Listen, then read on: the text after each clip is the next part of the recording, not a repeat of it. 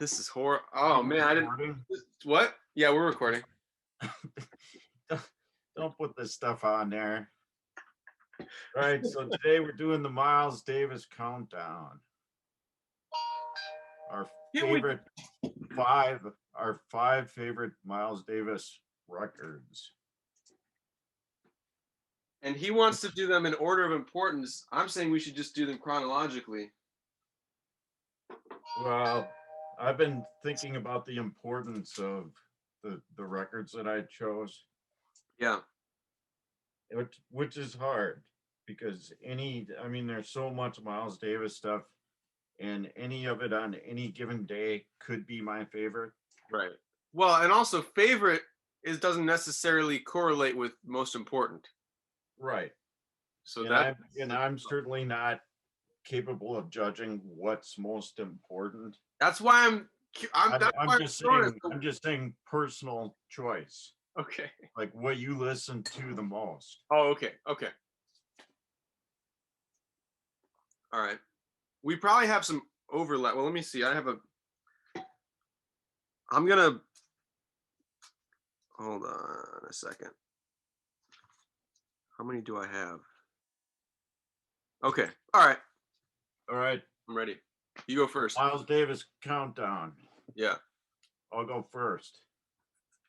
And let me just preface this by saying that most of what appeals to me about Miles Davis stuff, other than the obvious compositional stuff, the playing's always great, but the bands, the combination of particular players at certain times. So number 5 for me is Miles in the Sky. Man. It's just a great band. Came out in 1968. Quintet. Basically shows the influence of Ornette Coleman and probably Coltrane. But check out the bands. I'll try to go over all the bands of the records that I chose. Because it's important. So this one is Miles Davis, Herbie Hancock, Wayne Shorter, Ron Carter, Tony Williams, George Benson. On what a band. Paraphernalia, I think. Yep. It's the only track he played on. Yep. Yeah. Cool. Yeah, killer quintet music. Probably some of Herbie Hancock's best stuff, I would say. This is when Herbie really started stepping out. Yeah. So that's number 5. Sweet. So that's and that grouping of musicians minus George Benson is going to come up for those of you who aren't familiar with the chronology of Miles Davis's music. That's like his second great quintet is what they call it, and I'm sure you're going to have some by the first great quintet, which I do not have. I don't have any of his first. Yeah, oddly enough, like most of the stuff I chose, not all, but most sort of comes into that late 60s, early 70s period. That's so cool. That band. Yeah. Well, that for me, I don't know how I'm gonna order these, man. This is horrifying to me. Okay, because anyway, so it's always nice to see you genuinely horrified. This is sacrilegious. Like you're having me like break my idols or something here. This is horrible. Anyways. Well, like I said, it's all a moving target. It could all change. Yeah. Yeah. Just like what you played the most and what you've liked the most over the course of time. Yeah. Okay, so so for the next one, I think you have this too. You're probably gonna bring this up. Was this on your list? Well, it sort of is, but I didn't because I knew you were gonna show it. Cool. Yeah. So I've actually got 2 versions of that. Oh, sweet. This is a promotional. It's for promotional use. I don't know if it's specifically a promotional copy. There's nothing about it like that. It's not like a white label or anything, but it's got the the thing on here. This is kind of somewhat. Look at this picture, also, by the way. I think you have this up in your shop, don't you? Yeah. Yeah. So this is Tutu. And do you know? So this is a kind of a controversial period. I mean, every period was controversial, but this one kind of especially so. Um, this was. Do you know who he was supposed to be making a record with? But it kind of fell through. But he still kind of made the record like he would have made it with this individual. Mm-mm. He was supposed to make a record with Prince because he was a huge fan of Prince. But it ended up It being, would have lasted maybe 5 minutes. it would have been I don't know Been a what caused. disaster. Yeah, I They don't would know have what caused it killed not each to happen. other. They what? They would have killed each It other. probably would have because that was like those were like two just like gigantic divas. But anyway, so Marcus Miller I think was ended up being the producer on here. Well, Yep. technically Tommy LaPuma is the and Marcus Miller. There we go. And George Duke. Let me see if I can get some other bands. And he played bass, and I think he co-wrote So, yeah, he most of wrote a the lot of songs. stuff. And I think he also played clarinet. Let's see if there's anybody else on here that people might recognize. So Marcus Miller, George Duke, obviously from Zappa's band, and also I think he played with Cannonball Adderley. I mean, and also his own music. Um, Omar Hakim, he's on a lot of stuff. I think maybe that's mostly it. There's not a ton of musicians on here. Bernard Wright, Michael Urbanek. Um, anyways, so it's like, I don't know how you describe the music if you haven't heard it. It's like funk jazz, but it's very electronic. It's very 80s, which is why some people kind of poo poo it now because the sounds don't, for at least to my ears, don't hold up as well as some of his other stuff. But the music itself is cool, is like really cool. And Very dark, yeah, very haunting. yeah, it's very Miles. It's like it sounds like him. This is after, and this is why I kind of wish we had gone chronologically, but this is after his like 10-year coke bender where he didn't play the horn at all. He just stayed in his house and threw parties and probably painted and boxed and did heroic amounts of cocaine. Yeah, he was painting a lot in this period. Yeah. And then at some point, somehow he decided that he wanted to get out. So he had to like kind of not relearn trumpet, but he had to get his chops back in order. And there were a couple albums, I think, leading up to this. This is the kind of the definitive one. Also, Amandla is really good. I don't have that one on vinyl, but that one's really good. Um, did you ever see the Don Cheadle movie, Miles Ahead? Kind I of a don't. pick. Yeah, I think I did Yeah, actually. it was cool. I thought it was cool, but that was about the period of like as he was kind of leaving Yeah, the phase of being a recluse, basically. yeah, he did take a lot of static for this record because it had so many electronic overtones Right. and stuff. But Mhm. I loved it.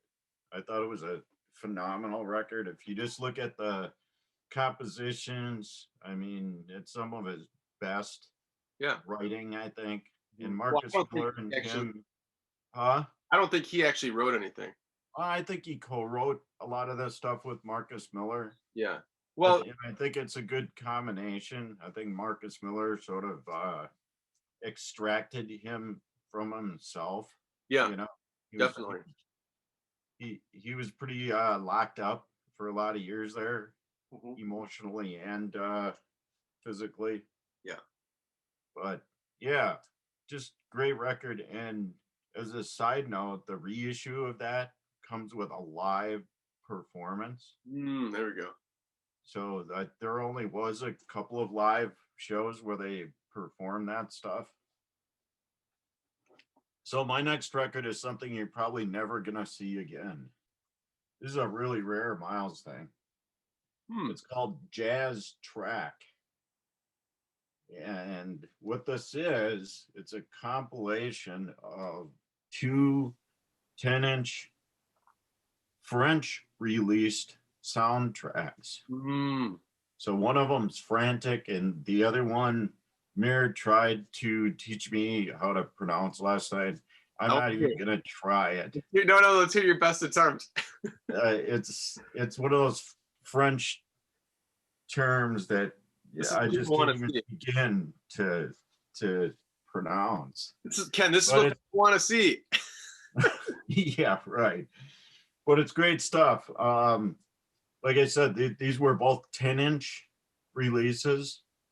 They both only came out in France, although this stuff was re-released later and compiled on CD.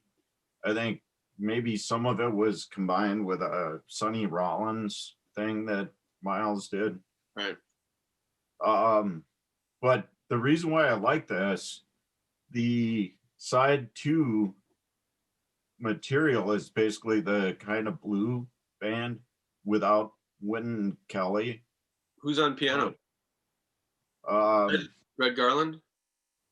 maybe I would have to dig into that. Okay. Yeah. Don't worry about it. Actually, I think I've got a sheet here on it somewhere. I think Red Garland was Yeah, I don't know what I did there with that. before Wynton Kelly, so that's probably who it was. Yeah, so basically, side two sounds like Kind of Blue, Hmm. which is I've always been pretty upfront about the fact that that's probably my favorite Miles record. Yeah. So it's kind of like the outtakes of that record, kind of like the Kind of Blue outtakes, which is cool because there isn't a lot of stuff from that period. Right. Would have been recorded in 58, I believe. Came out in 59. So yeah, so this has been reissued in a bunch of different formats. There's a CD reissue with some other stuff. And this is a Columbia 2i. Pretty rare record. Hmm. I've never seen another one. Yeah. Well, I didn't even realize he did film stuff until I saw the new documentary. Yeah, I think there's more. There's quite a few that only maybe came out in Europe. Yeah. And I think, was he even in one of the movies? I think he might have been in one of the movies playing or something. But Yeah, don't quote me on that because I don't know if I'm correct. pretty possible. Oh, this is horrible. So are you covering Kind of Blue? Can I just leave that? Yep. Okay. All right. Let's see. I'll bring up. Okay, next one. This is arbitrary. I'm gonna pretend like this is order of importance, but I'm just pulling up records now. This is like, so we mentioned the second quintet. So the first there was like, he had several groups. There's like the Birth of the Cool, which is kind of his first group, and then the first great quintet is what they call it, which I think was like, I think there were a couple changes in lineup, but it was like Jimmy Cobb, Paul Chambers, Red Garland, and Coltrane. That was kind of the first great quintet, and then I think Wynton Kelly kind of swapped out for Red Garland, and then that kind of evolved into the band that was on Kind of Blue. And then after that, they had like their orchestral, or not orchestral, like the Gil Evans stuff. So the bands kind of really modulated quite a bit, and then eventually evolved into what we call the second great quintet, which is the band that was on the first record that Ken talked about, Miles in the Sky. Miles in the Sky. Yeah. So actually, I was gonna talk about this, but I'm gonna talk. I'll bring up this one. This is their first record as a group. There were a couple records I think that came out earlier without Wayne Shorter, but this is I think don't quote me on this. I think this is the first record they made as a group, and already like the dynamic is like totally different. It's like unbelievable. And so just once again, so it's Miles, Wayne Shorter on tenor, Tony Williams, Ron Carter, and Herb Hancock, as it says on the back here. It says Ronald Carter, but it says Herb Hancock. So someone didn't know these guys well enough to know what they were referred to as. But anyways, and it's got like a poem, which I think all of these records from that time, I think, do. Yeah, by Ralph J. Gleason, where he uses a bunch of different Miles compositions and album names as a poem. Let me read like 2 seconds of it just so you can kind of get an idea. Miles, relaxing. Ahead, kind of blue. Jazz track. There we go. Blue haze. Quiet nights sketching in Spain, in concert at Newport in Europe. Friday and Saturday nights at the Black Hawk. Someday my prince will come. So it's like a whole Weird. yeah, it's very strange. I don't know if I dig it.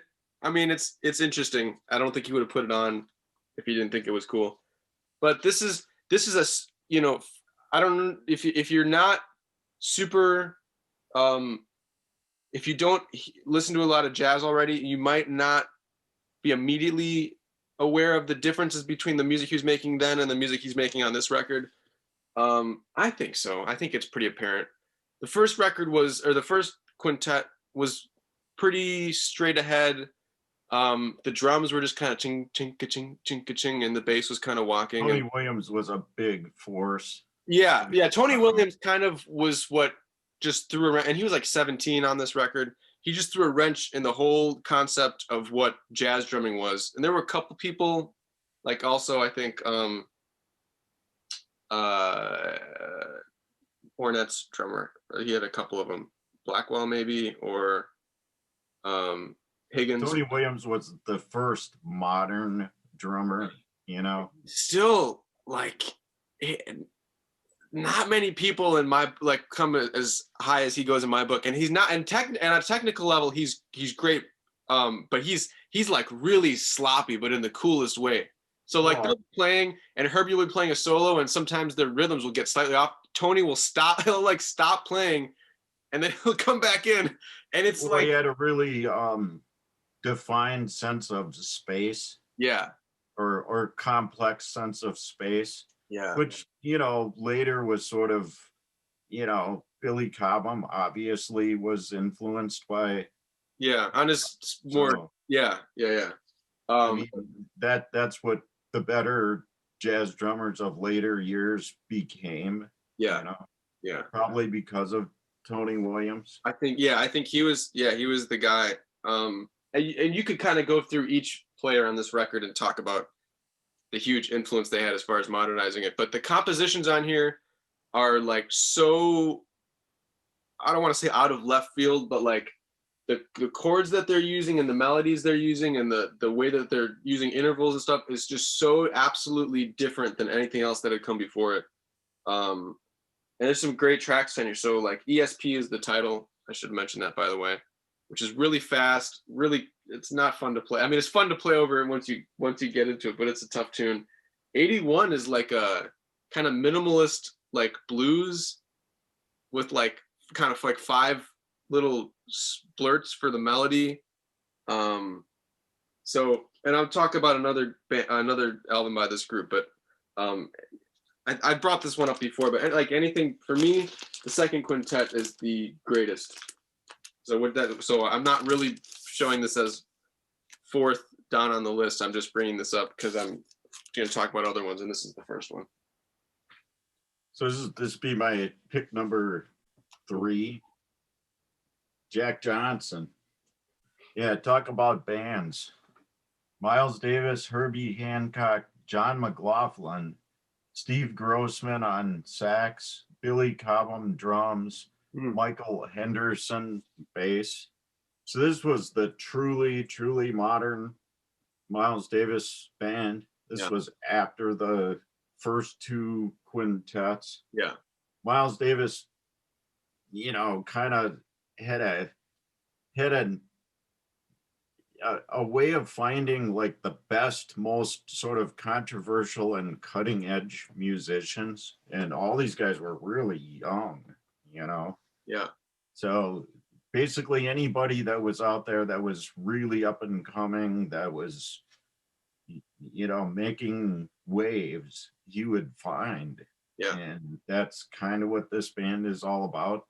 Obviously you had Herbie, you know, Herbie was sort of the carryover, but you know, Henderson, Billy Cobham, you know, Steve Grossman and McLaughlin, those guys were very cutting edge.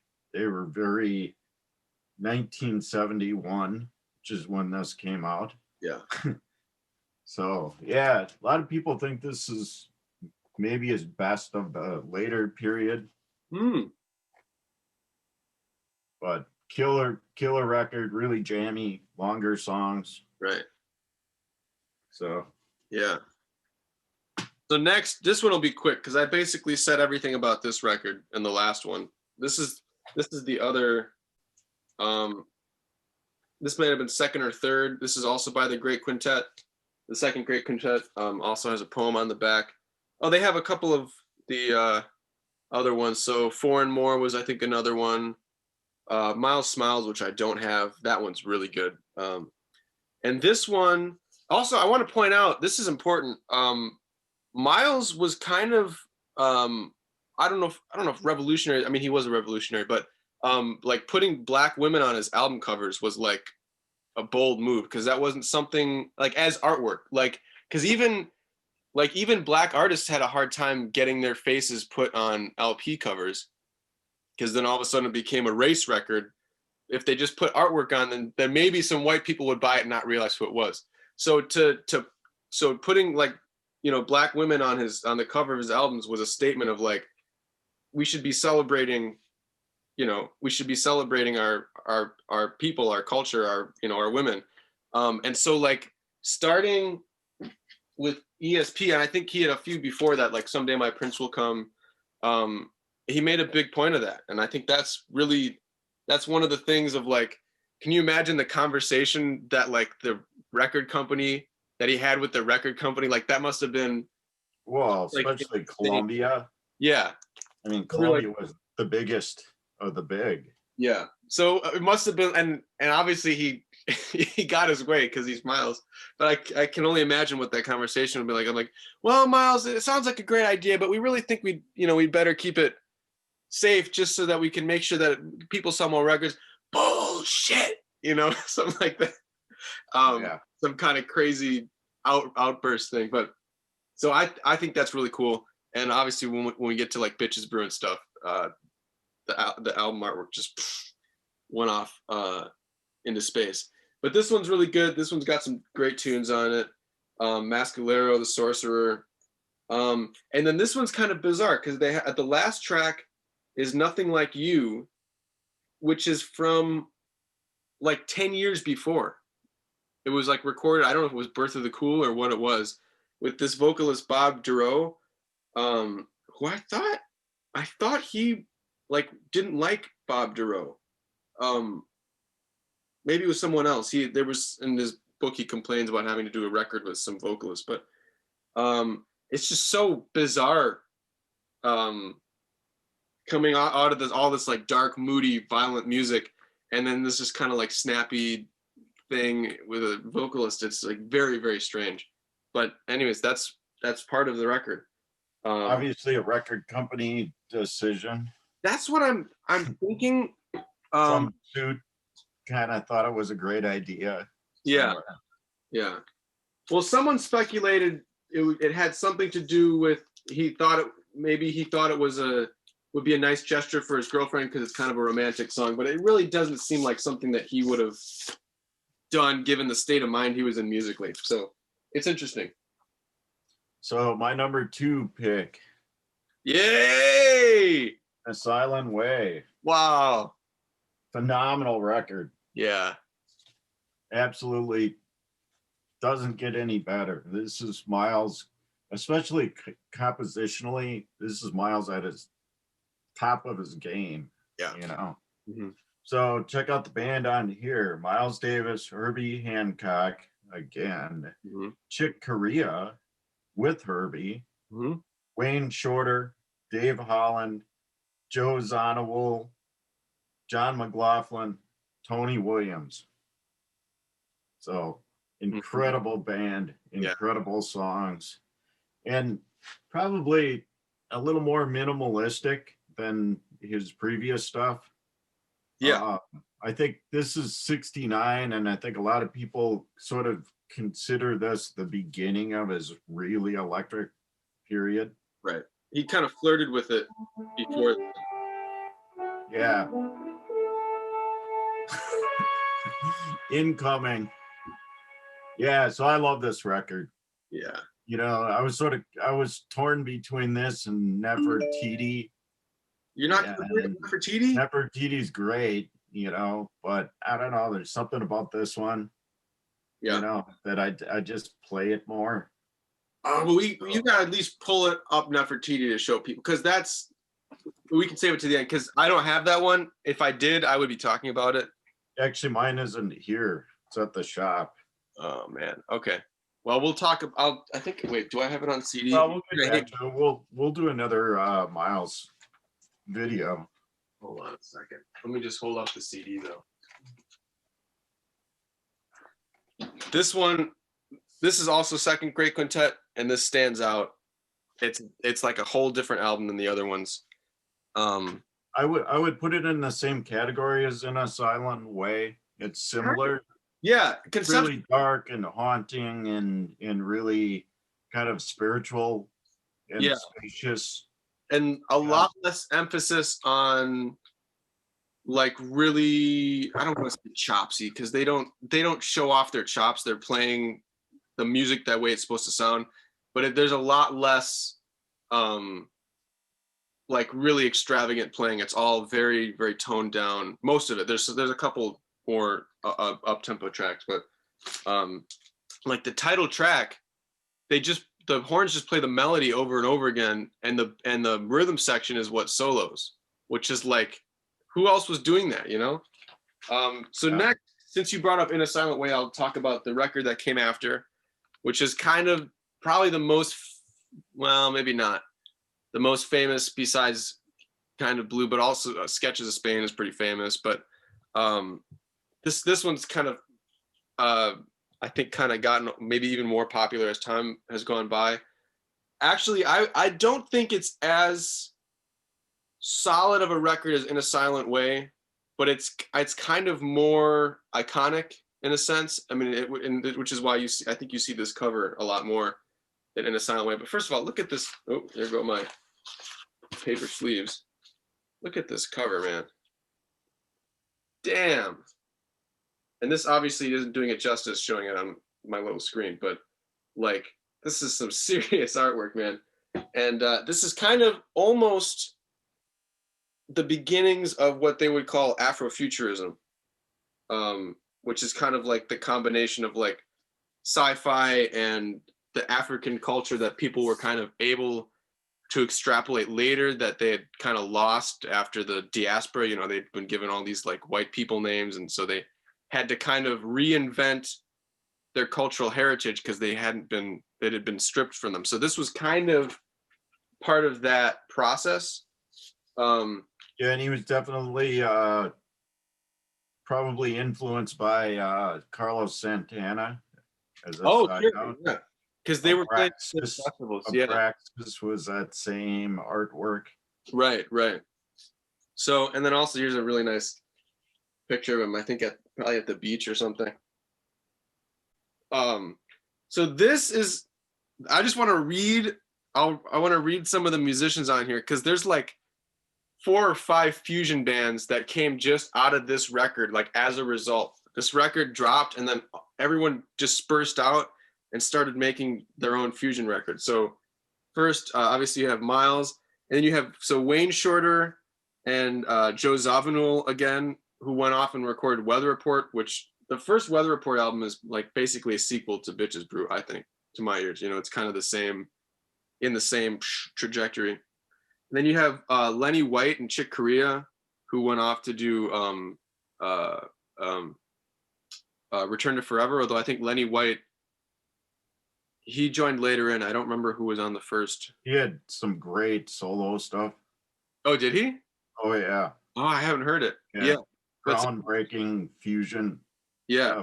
So Benny Maupin, who plays bass clarinet, also, how cool is the bass clarinet on this record? Really kind of makes it. It's pretty sweet. Benny Maupin was in Herbie's Mwandishi band, which wasn't as popular, I think, although they make some pretty cool music. And then also, I think he was in Headhunters. So those are 2 more fusion bands. Jim Riley, I don't know if I can place him anywhere else. Jack DeJohnette, I don't know if he was ever in like a band. Keith Jarrett. Keith Jarrett is he's not on here. Later. No, Keith Jarrett's band, the Well, famous trio. I guess I don't know if I would consider that fusion though, is what I'm saying. Well, kinda. But and he had Special Edition, that was kind of a fusion band. And then John McLaughlin, who kind of was on orders to go start Mahavishnu, and also Larry Young. So John McLaughlin and Larry Young were both in Tony Williams' Lifetime, that first Lifetime record, which is incredible. So this is a cool record for a lot of reasons. One, partly the musicians, which is why it's called Bitches Brew. It's just like a brew of bad motherfuckers, you know, like so in case anyone's wondering, like, is that a sexist title? It's like, no, it's referring to he's calling the musicians bitches. They're because they're good on their instruments. Directions and music. So the technique they used to record this record, which is similar to how they did it on In a Silent Way, was they just went in the studio and played. And yeah, In a Silent Way, I believe, was done in one session. Yes, and this was done over, I think, a period of several days, I think 3 or 4 days, and they just play for hours and hours. And then Miles went back in with Teo Macero, I'm probably butchering it, who they're making a documentary about now. And they went in and they chopped all the music up and they built songs out of the grooves that they were playing. And so that's revolutionary. I mean, there had been a little bit of, you know, cut and paste kind of stuff, but not as a compositional tool. So this is kind of like almost the beginnings of like the kind of stuff that Jay Dilla was doing almost, and like electronic music as far as like almost sampling music that had already been done. And it's cool, like because you can hear sometimes you can hear the edit, so it's really like it's a really strong effect. And there's one time where they like repeat the same like 3 or 4 bars of music. I think it's 3 bars. Repeatedly, and you can hear the cut each time, and it's just repeats, which is so it might have been the first record that introduced sampling as an art form. Yeah, basically. I mean, In a Silent Way, studio technique, but an actual art form, right? Which of course the hip hop guys all picked up on.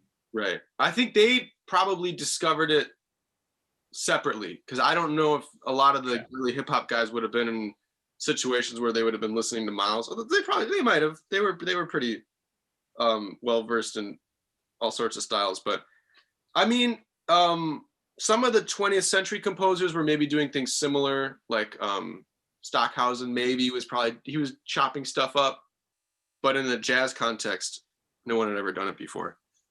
So that's why this record is so like super, super, super important. So you know this is coming. My number 1 pick. Kind of Blue. Also super revolutionary. Yep. Only 10 years apart. Maybe the most melodic jazz album ever. Mm-hmm. I mean, I never get enough of it. So check out the band on here. Miles Davis, Julian Cannonball Adderley, Coltrane, Wynton Kelly, Bill Evans, Paul Chambers, and Jimmy Cobb. So this really sort of set the pace for things coming later, you know, in the late 60s and 70s. Compositionally speaking. Yeah. Great album. So I recently was able to pick up, this is a 2i Columbia mono version of this record. And by the way, the mono and the stereo are a bit different, so it's worth having both. And then recently I was able to pick up a stereo 6i version. So what's different about the mono and the stereo? Oh, speaking of which, well, the mixes are a little bit different. So it's worth at least listening to both. Yeah. you know, it's a bit of a different experience, I think. But yeah, I listened to this. I fell asleep to this record on a CD, obviously, but for like 5 years straight. Yeah. This was my sleeping music. Just great stuff. Which seems it could almost seem disrespectful, but I understand. Like I understand what you're saying. Like it puts you in a very calm state of mind to listen to it. Yeah. Yeah. It just seemed like the fitting in to the day, you know. Yeah. Like you have a cluttered day, and this really brings you to the sort of peaceful place that you need to be to sleep. Yeah. So love that photo. That is a great. Miles. Yeah. I think did you had that up in your studio at Heartland, right? Yeah. Yeah. Yep. Yeah, it's an incredible record. That was kind of I don't know if anyone's going to be this far into the video if they're not listening to jazz or considering listening to jazz, but if you don't if you're like I don't like jazz, there's just too many notes, it doesn't make any sense, like that is the record to listen to. Yeah, it's so melodic that anybody should be able to relate to it. Mm-hmm. Yeah, we all had to learn that at Berkeley. That was like essential, and it just got brought up over and over again. I don't know what to play on here. Well, listen to what Bill Evans plays on this track on Kind of Blue. You know, that all that sort of stuff. Yeah, that's kind of what they would call modal jazz, which means like before that there was a very heavy reliance on really fast chord changes to kind of create the content of what you were playing. So as long as the chords were changing, you'd always have new stuff to play. And in this case, they'd have one chord for 4, 8, 32 bars, you know, so it was really just up to the musicians to be inventive melodically, which they hadn't had been forced to or had the opportunity to do prior to that. So it's super. Yeah, as a side note, that was a technique that was used in world music, right, especially like East Indian classical music and right. stuff like that. So yes, it wasn't new. It was just new in Western jazz. Exactly. So in a way, it was just maybe the first time that the world, you know, music was fused with jazz. Yeah. Because might be, you know, that might be a little bit of a stretch. It's a little bit, but they're playing like flamenco type sounding piece on the flamenco sketches. You know, there's like that Spanish Phrygian scale is what they call it, which I don't think that had been well. I think that was probably the first time it was. Yeah. Anyways, super important. So the last one, I don't think this is the most important. This actually was almost kind of released as an afterthought. And I brought this up last week, but I've been spending some more time with it. This is not by any means like the most essential or the most important or influential record, but it's a very cool record. This is Miles Davis, Water Babies. And this record is basically like the music of Wayne Shorter played by Miles Davis, which is really interesting. Like all the tunes, I think, except the last one, are Wayne Shorter tunes. And Wayne Shorter, who I also think we should do an episode on, although it probably will be mostly these records, but he's kind of considered to be one of the great compositional geniuses, probably of all time, especially in jazz. His melodies are so like memorable, like you could just hum them walking down the street, but then his harmonies are so advanced in a way that was like you can't necessarily explain in conventional theory why his pieces work, but they just sound right or wrong if he wants them to, you know. And his playing is the same way. So it's cool to have it be mostly his compositions. Water Babies is his tune, which I think was the first book he read or something like that. And it looks like they're kind of showing that on the cover. There's a bunch of kids playing with a what are these called? Fire hydrants. And so this is also interesting because so after the second great quintet, they had the Lost Quintet, which was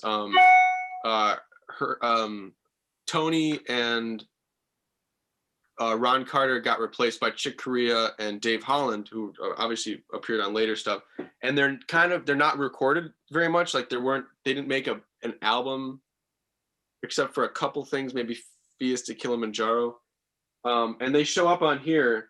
So you have Chick and Herbie actually playing on the same tracks together. I was listening to it the other day, and I was like, well, sometimes it sounds like Chick, but that's not something Chick would play. And then I realized that they had them kind of like next to each other, and they were interacting with each other in a really brilliant way.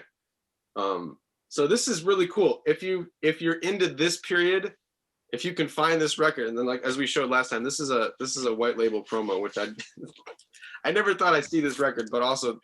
And where did you find that, Garrett? I found this at Paramount Record Shop. We got in that like insane collection, which is also where I got that Bitches Brew copy. This is where I got this as well. Yeah, and because it's hard finding used Miles stuff. And these are they're a little bit, well loved, as you would say, but they still sound really incredible. And like, yeah, hearing Miles's trumpet come through a system off of the record is like a really phenomenal experience. Like you feel it all the way down, just all the way inside. Which is why he was Miles, like that was what he was kind of known for. Yeah. So that's the Miles Davis countdown. Yeah, and we didn't even scratch the surface. Like we didn't talk about any of the Gil Evans stuff. Like we didn't talk about any of the Birth of the Cool.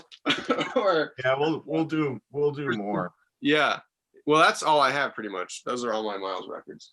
I have a few more. Yeah, and I'm sure I'm gonna hunt them down. 40. Yeah, but they're hard to find, and when you do find them, like they're usually pretty roached, which is because those are the only ones that people will let out of their hands. I'm sure if you found one that was in good condition, you'd probably get buried with it. Well, it trickles down the food chain. Yeah, when people upgrade, then the other ones get put into the system. Right. Fortunately, I'm old enough that I've been collecting Miles stuff for a long time. Yeah. And I collected it during the whole CD period when nobody really cared about vinyl. Yeah. So well, I don't have everything, but I've got probably about 40 Miles records. Sweet. Well, what might be interesting, we should almost do a Disciples of Miles episode where we talk about all the different, like kind of I mentioned with Bitches Brew, all the different groups that started as a result of him kind of just like nudging people, in ways. Well, there's lots of them. Yeah, he's tremendous. I mean, that might be a two-part, you know what I mean? Like his fingers are everywhere. Yeah, Miles. So if you're a fan of Miles Davis or any of the cats that we talked about, but you're kind of short on records, like what do you do? How do you fix that? Well, you come down to Paramount Record Shop, and actually we've got a lot of really cool Miles stuff from that collection still left. It's getting kind of picked over. There's still a really nice copy of Sorcerer down there and a few others. So yeah, we often have a fairly good selection of Miles stuff. We have a fairly good selection of everything. Yeah. But yeah, we get it. And it sells fast. Yeah, I don't know if you mentioned on the last episode, but when we got that collection, we put out a flip video, which you can go check out. But you had people like waiting outside for you. Yeah. Yeah, we sold the bulk of that collection in 2 days. Yeah. Partly to me and Scott, but then also to a lot of other folks that traveled and came in. Yeah, piranhas that came in. Yeah. Well, this stuff's getting hard to find, and especially clean copies. Yeah. It's just, when you do see it out there, it's usually really outrageous. I mean, I was selling that stuff for some fairly easy to deal with prices. Yeah. Yeah. And and there's obviously lots of reissues out, and I'm sure they're exceptional. But to experience like a first or second pressing, it's like there's like you're like reducing the barrier in between you and the musician. You know what I mean? Between all the hands that have been on it, you're getting it like. First of all, there's been no digital anything between it. It's literally the sound Yeah. cut into the lathe, and you're just getting the imprint of the lathe straight directly into your ears. It's And that's really the biggest thing. I mean, like the early Miles Davis stuff, it was pre-digital. yeah, So everything, every step of the process was analog. And Columbia, it was a, you know, arguably, if not the biggest, one of the biggest companies. yeah. They had some really good gear. Hmm. I mean, their cutting lathes and even the mics that they used in their studio and stuff. I mean, man, great stuff. Yeah, And yeah. as time went on and things got reproduced more and there was more digital steps, it changed. I mean, a lot of people would say it didn't really change for the better, and a lot of people would say that, it wasn't that much different. Mhm. I mean, I think it was. There is an ambiance that you get when you listen to an early pressing. Well, you can like they'll hit a snare drum. You can hear it reverberate through the room. Like you can hear, which maybe I mean I haven't played digital stuff through my system. I don't have a DAC, so I'm just listening to records. But when I listen to stuff on headphones or from digital, like you don't get that kind of. Yeah, I mean, you get the same information, and it's maybe even a little cleaner Yeah, with CD, but whether cleaner is good, I mean, there is the ambiance right. part. Yeah. So yeah, I mean, there's definitely a different experience listening to early vinyl than anything else, Yeah. including new vinyl. And new vinyl in its own right is really good. There's a lot of great stuff, Hmm. but it's different. Yeah. So lastly, before we sign off, we should mention Isaac from Blind Island Personal Oasis. He went down to your store and he filmed like a little promo video. Yeah. I'll leave it down at the bottom so you guys can watch it. Um, I thought it was really really nice, and he really Yeah. did a great tour of the store.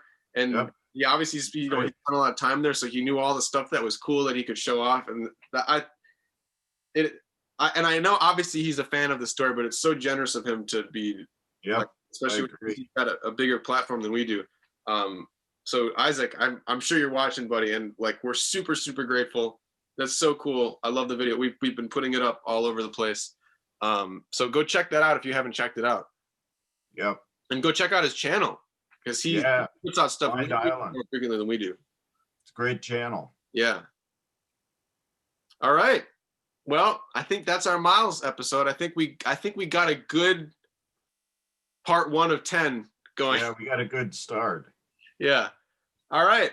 Well, All right. yeah. Next Everybody week. like stay safe and keep listening to records.